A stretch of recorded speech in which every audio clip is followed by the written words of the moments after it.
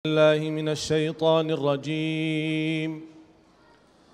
ظهر الفساد في البر والبحر بما كسبت أيدي الناس ليذيقهم بعض الذي عملوا لعلهم يرجعون.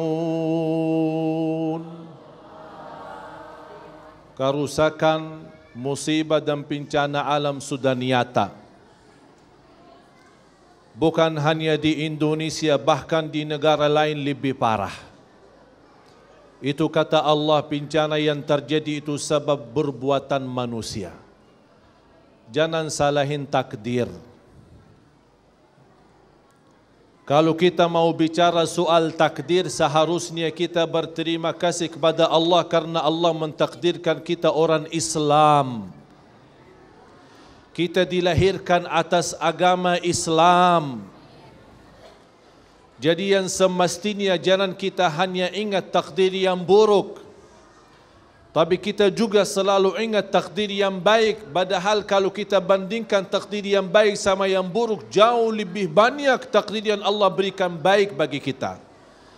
Bahkan yang buruk yang kita fikirkan dalam pandangan mata kita itu takdir buruk atau ujian, ternyata yang buruk pun di dalamnya ada banyak kebaikan.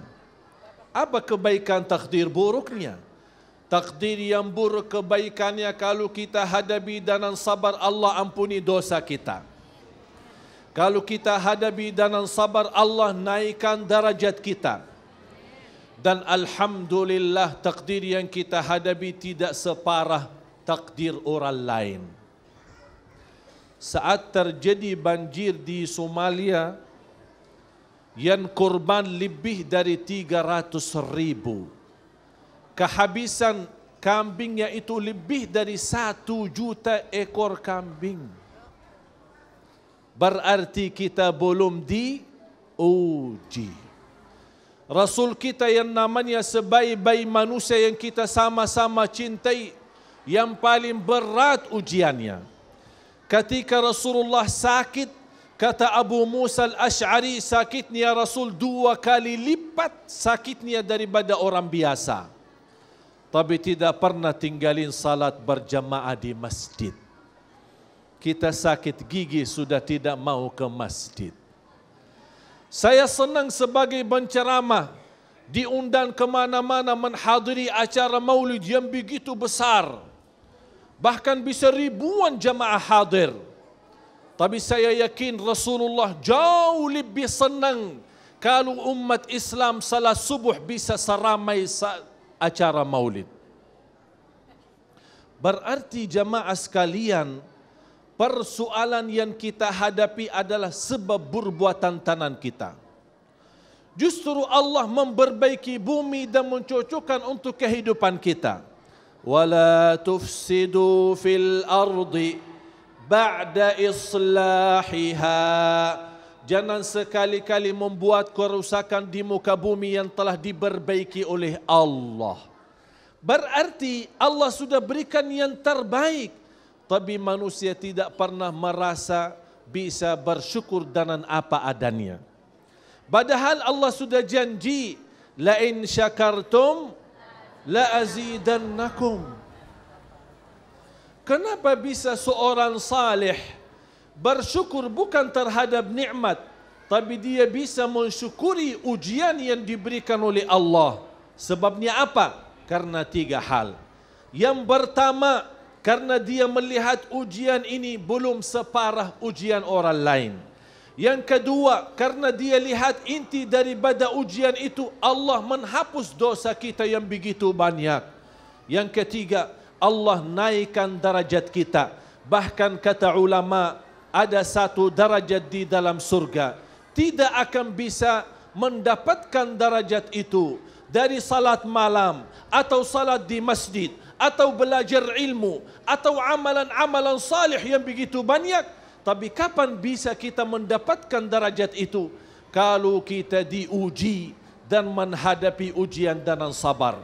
Innama yuwaffas sabiruna ajrahum bighairi hisab.